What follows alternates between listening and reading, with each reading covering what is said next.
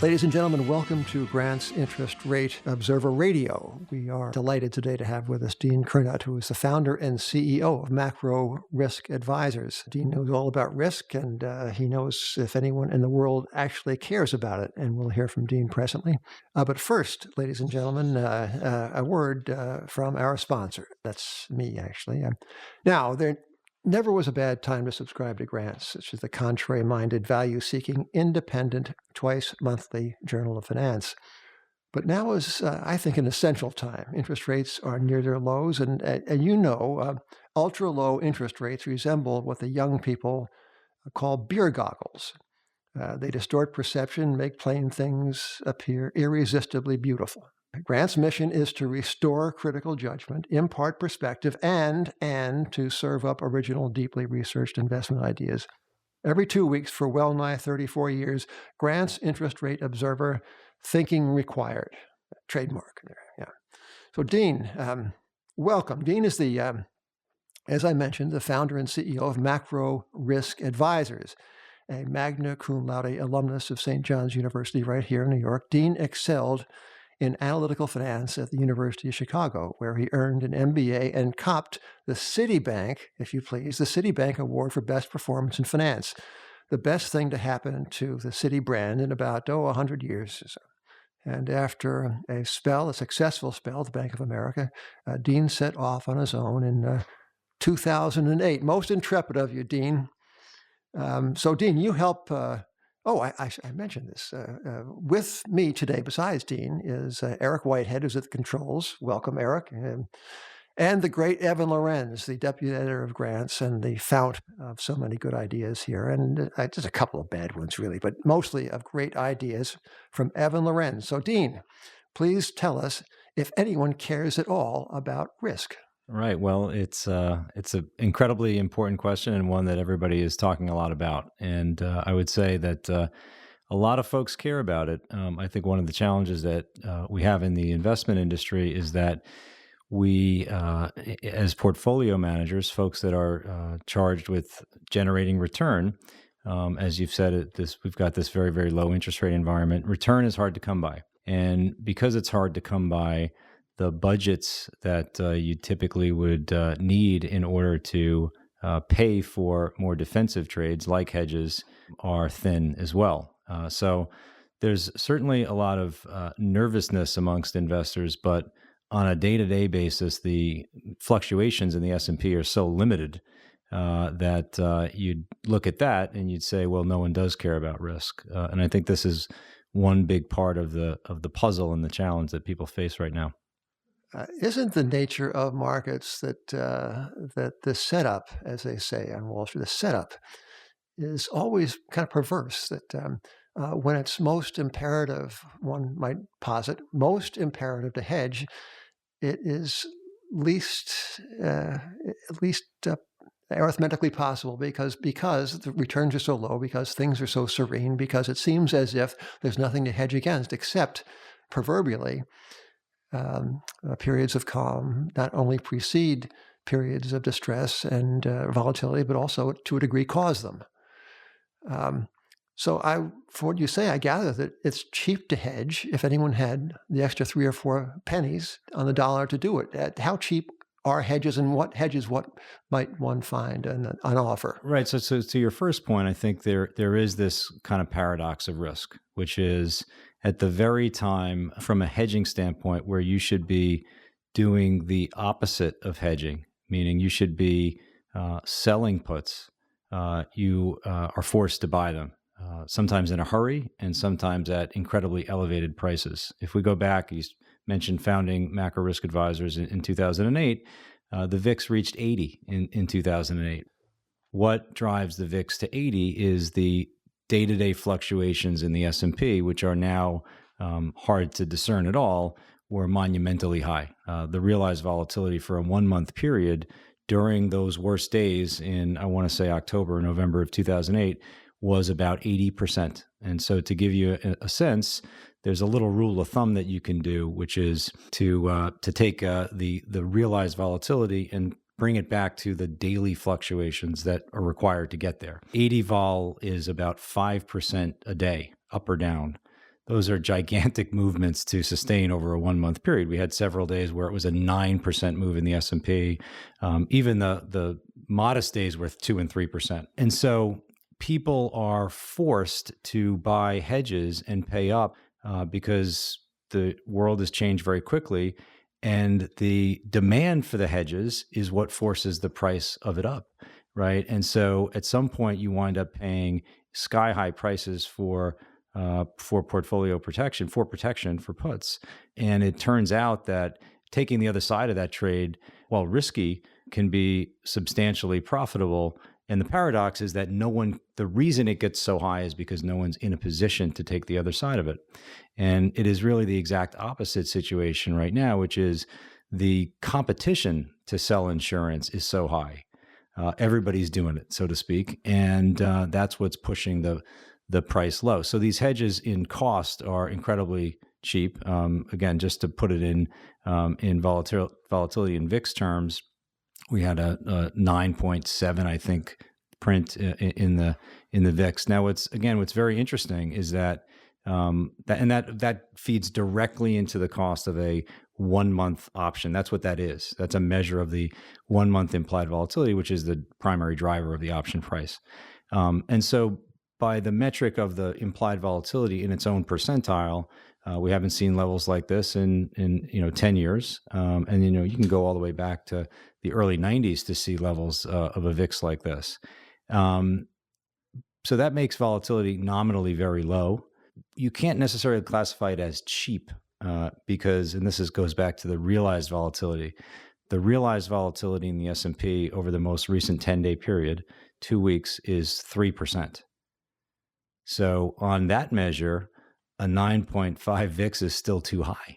Right, but these are measured against one to the other at a time of apparent tranquility. But we know in the nature of human affairs, not to mention the fellow who's occupying the White House, that peace and quiet are not destined to last forever, right? So couldn't we say these options are cheap based upon a reasonable appraisal of future events? Absolutely. Now, apart from the VIX, let's talk about. I mean, the VIX is to me at least, is almost this metaphysical thing. It's motion. It's whatever happened to stocks and bonds. Now, give us a sense in the real world of what you would pay to hedge a portfolio using conventional.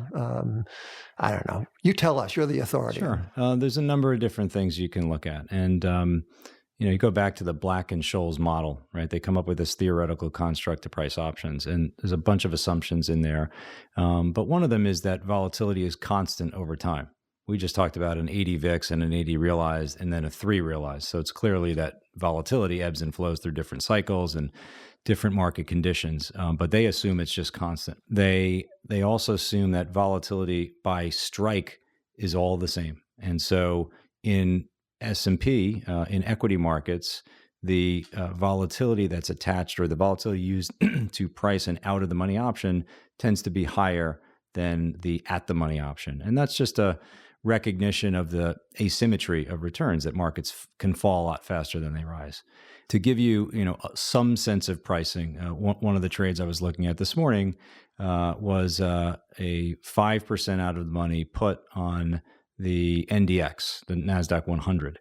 And so that goes out to December of this year, and the cost of that is 2.75%. Okay. Of the amount you put up, right? Of the notional. Yeah. So market has to fall 7.5% just to break even, right? And so with the that's low. That's a low number for NASDAQ volatility. Again, as the VIX has come down, that's a very short-term measure. You've got different VIXs. You've got a 3-month VIX. You've got 6-month, and you can go all the way out. And then, of course, you have different underlyings like the NASDAQ. And then you have the VIX equivalent for all these other asset classes, which have also truly sold off in remarkable fashion the last several months. So you've got this kind of meltdown in volatility across different asset classes right now. And it's all a function of the tranquility, as you use the term, of the day-to-day lack of movements in the markets make it really difficult for folks to own options. How did the avatar of tail risk, by which we around here at Grants mean Donald Trump, how did he crush the VIX personally? It's so interesting what happened with Trump when he won. So I certainly failed to really understand, as did the market. Remember, the night of the election, over at 9 o'clock or so, before he gave his acceptance speech, the S&P was down 100 handles. It's a big move, five-ish percent. So clearly, that sort of risk event that folks thought was occurring would occur as a function of Trump, as we started to see the Electoral College map come into play. Something flipped, right, where it was, there's a tax cuts and there's pro-growth and there's this infrastructure spending. He's going to be a champion of deregulation. And so it took a day or two, but then the market actually started to get its footing. You talk a lot about interest rates. What was so interesting, again, in the first 2 months, let's say post the election, was the disparate impact that the Trump win and this reflation campaign had on different segments of the S&P. So one of the things that can crush volatility at the index level is correlation. Lower correlation means lower volatility. And in the ensuing 2 to 3 months post the election, the sell-off in correlation among stocks was so substantial that it materially lowered the volatility at the index level. And that was very much a function of interest rates. So you had reflation-minded sectors like the XLF did incredibly well. And then you had these defensive sectors, whether it's the utilities or the real estate sector, the low vol theme, all those things suffered. Net, it was good for the market, the reflationary view, but the sell-off in correlation was a big part of what reduced volatility at the S&P level. Evan, who was with us right now, Evan Lorenz has done a lot of really good work on China for Grants. And I noticed that you put China right at the top of the list of clear and present risks to the market. Tell Evan and me how one would hedge a China risk and how costly that might be.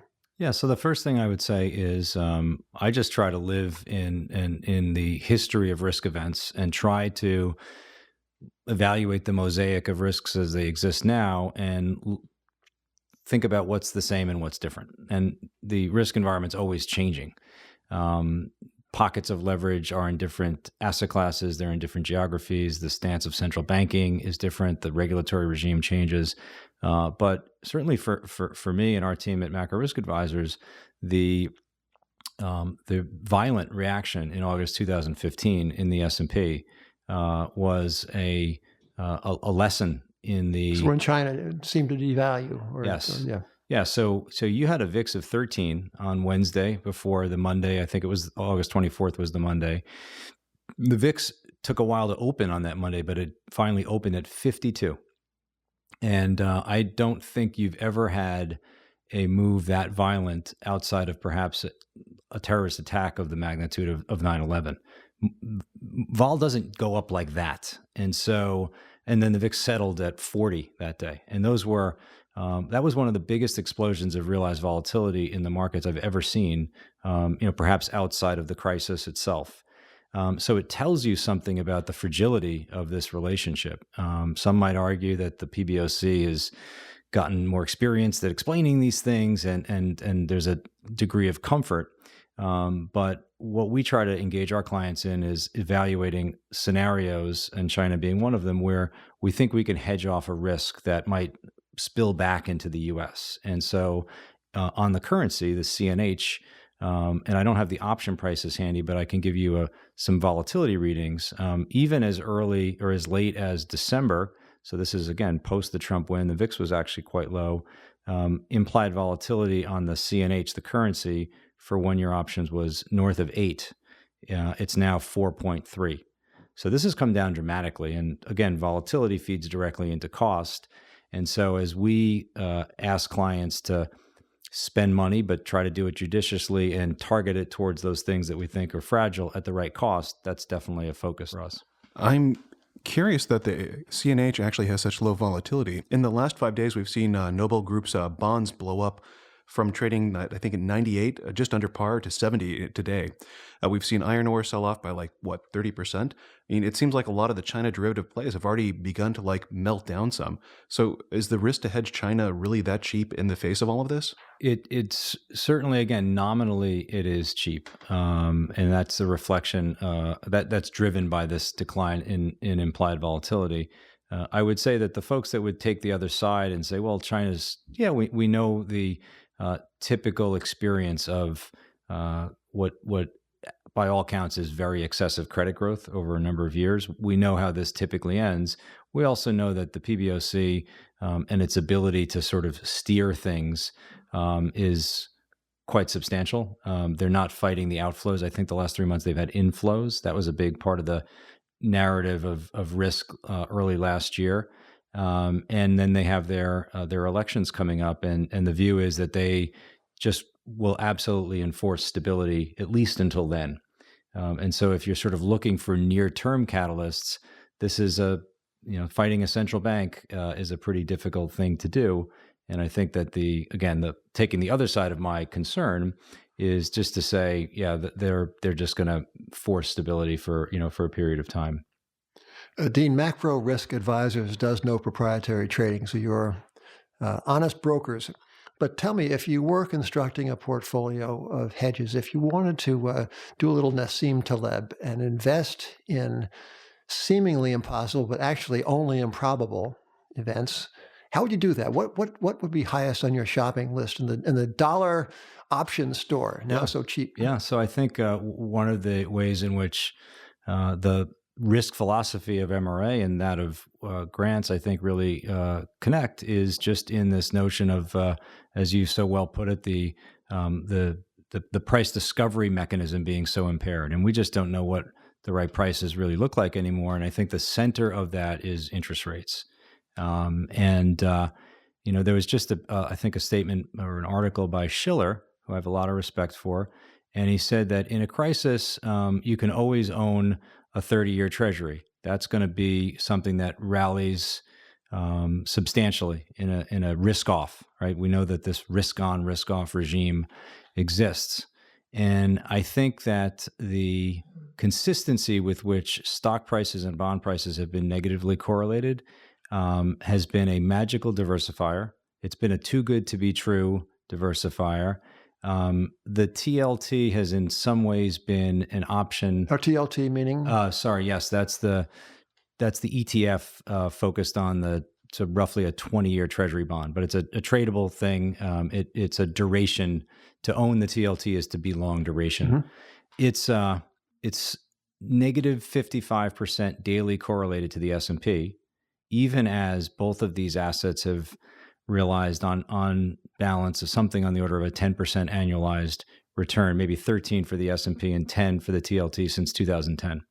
So think about a portfolio in which both assets have positive returns and they themselves are very negatively correlated. It's nirvana. And I can't get away from how much portfolio construction perhaps leans on the expectation that this will go on ad infinitum. And so one of the trades that we would really focus on looking at, and I believe the market nicely hands this to you, frankly, and it's not a listed option trade. So you have to work with a bank on doing this. But back to the Schiller question, suppose that the causality of the risk off is reversed, right? Typically it's the risk assets sell off, there's a flight to safety, and so bond prices rise. What if the sponsor of the risk off is the bond itself? And so you have a spike in bond yields and plenty of reasons to, buy that bond yields are going to be low for a long time. I certainly get it. But suppose you have something where there's a sudden and sharp sell-off in bond prices, and that itself, just given the linkage between low rates and very high risk asset prices, is very, very disruptive for equity markets and risk. And this trade is a very interesting way of expressing that, which is you're buying a put option on the S&P that's linked to or exists only if bond prices rise. And because of this negative correlation, this is why you ask pennies on the dollar, the negative correlation between stock and bond prices makes that this special type of option, they call it a hybrid option, incredibly, incredibly cheap. Now, how many takers have you had on this idea? Yeah, no, this is a trade that's well used in the marketplace. Or people are in fact. Yeah, there's people that have put this trade on. This is the anti-risk parity trade, no? That's right. It's a taper tantrum type repeat trade. Do you think very low volatility can actually cause this trade? And the reason I ask is the Fed in recent weeks has said, we're going to raise rates 3 times more this year. We're also going to cut our balance sheet. And one of the reasons they cite is the very low realized volatility whenever they make these announcements. They say the market's prepared for this. They're ready for it. Look, they don't even freak out when we say we're going to, sell off our $4.4 trillion securities portfolio. Yeah, the dance between the markets and the Fed is something that we watch really closely. I sometimes don't really feel the Fed has a proper appreciation about how much risk taking is dictated by them. I don't think that they understand that they, by creating too much calm, they close the release valve, and then when it finally opens, it can open substantially. I think they spend too much time trying to read through whether the market's going to accept it or not. Look, I do think it's good news in some ways that the Fed's finally got a tightening cycle back.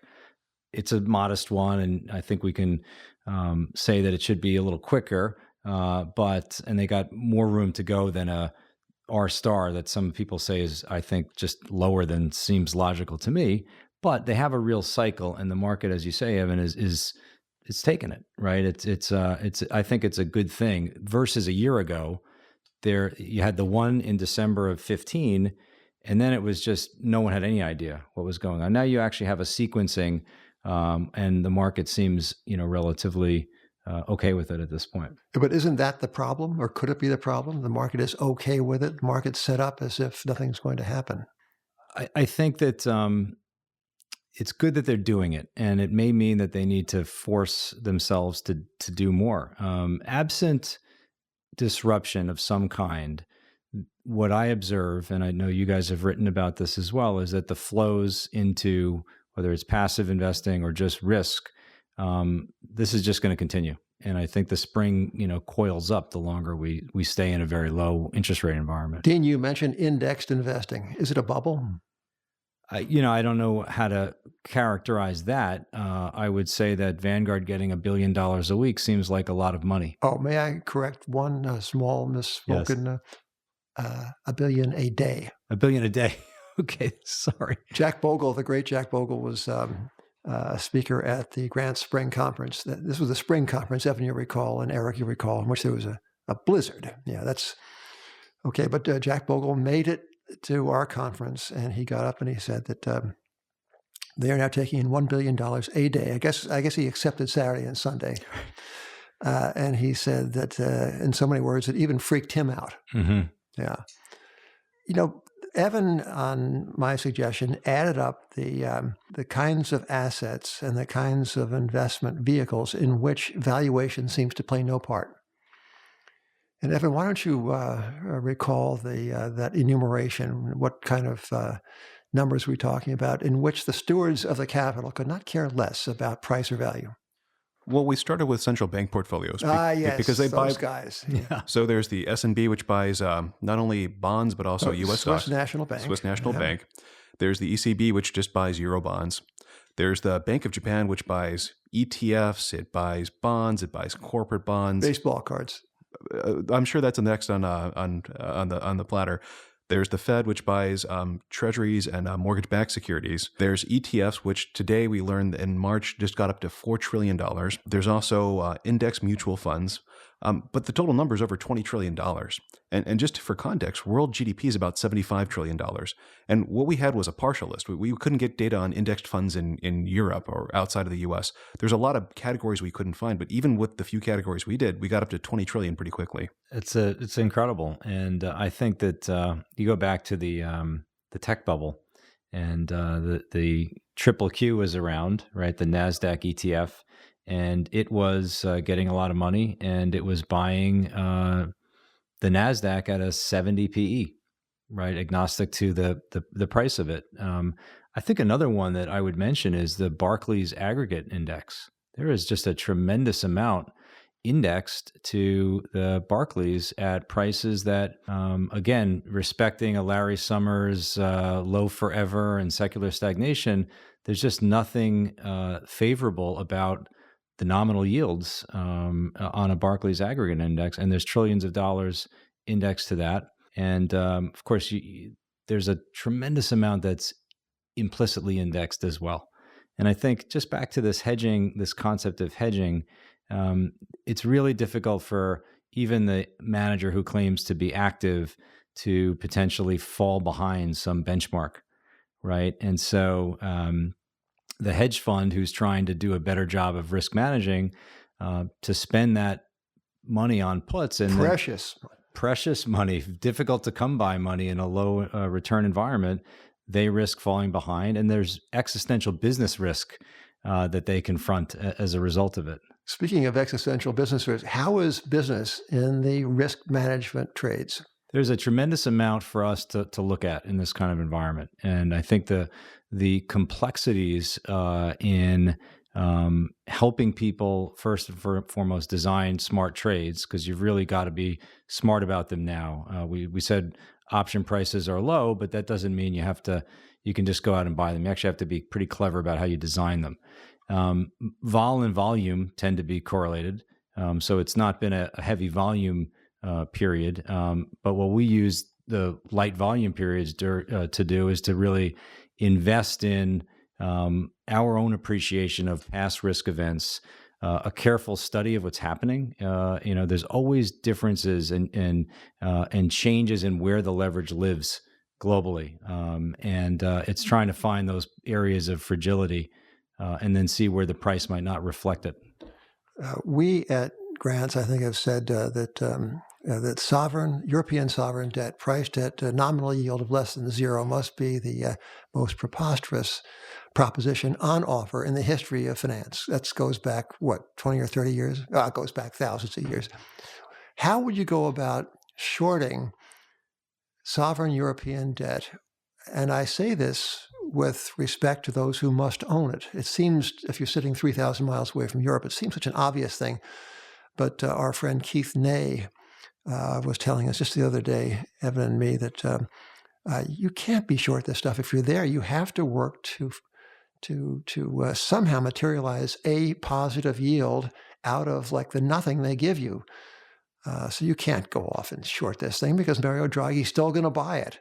But how do you see Europe, and is there an opportunity for a contrary-minded, patient, and I guess deep-pocketed investor to invest in what we might say that looks like an historically inevitable poor outcome to this experiment? And I know you've used this term, there are no bad securities, only bad prices. And it's all about the starting point. The starting point of a negative nominal yield is, to me, again, nothing you'd ever encounter in a textbook. It's I don't want to use the word preposterous, but it's almost insulting to look at markets and to think that this is where we are. It obviously speaks to, I think, a combination of and these are starting to lift, but just severe view on potential for deflation and malfunction, and obviously also something where it's a cornered market. Right, you have the behemoth, whether it's on the BOJ side or the ECB side, just owning stuff in a price agnostic way. They don't care, right? So, yes, I really do think, and Europe is a very, very interesting place to take the long view and to say, look, this isn't going to happen tomorrow. These yields are here for a reason. It's a market that's been roughly cornered, but the price of entry is so interesting. So, yeah, you can do swaption type trades. These are derivative trades. You're going to do it on an over-the-counter basis with a dealer, but you're effectively buying puts on bond prices. What's interesting about these, and the same is true for the BOJ, you're going to see the same sort of trade, is that by virtue of the central bank cornering the market, they've also absolutely flattened out volatility. So this is a very low implied volatility trade, so that further you have two things going on. You have one, the starting point of the yield could be negative, and the starting point of the implied volatility is incredibly low. So from a convexity standpoint, buying a lot of options for a set amount of premium, it's pretty interesting. And then for me personally, as I step back and I look at the the clouds lifting a little bit from the European side. They're printing positive inflation. They printed better GDP than we did last year. It's actually starting to work a little bit. And you just wonder over a long horizon if you can kind of put these trades on and tuck them away. Is there an opportunity for a really convex payout? In your sock drawer, you can put it right there. Something like that, yeah. We have time for one more question and one more answer. And your answer, if you would please, Dean, we can confine this to one word. All right? Yeah. Okay, ready? Here's the question. Inflation or deflation? I think the risk is inflation. I think that the next crisis or big risk off sort of type event is the one that happened longest ago, and people have just forgotten about it. Yeah. Well, this is Dean Curnutt, the founder and CEO of Macro Risk Advisors, and what a pleasure it has been to be in your company today, Dean. And I thank you, Evan, as always, and Eric Whitehead at the dials. Thank you too. And ladies and gentlemen, readers of Grants and aspirational readers of Grants, hey, come on and subscribe to Grants, for Pete's sake. Anyway, until next time. Thank you.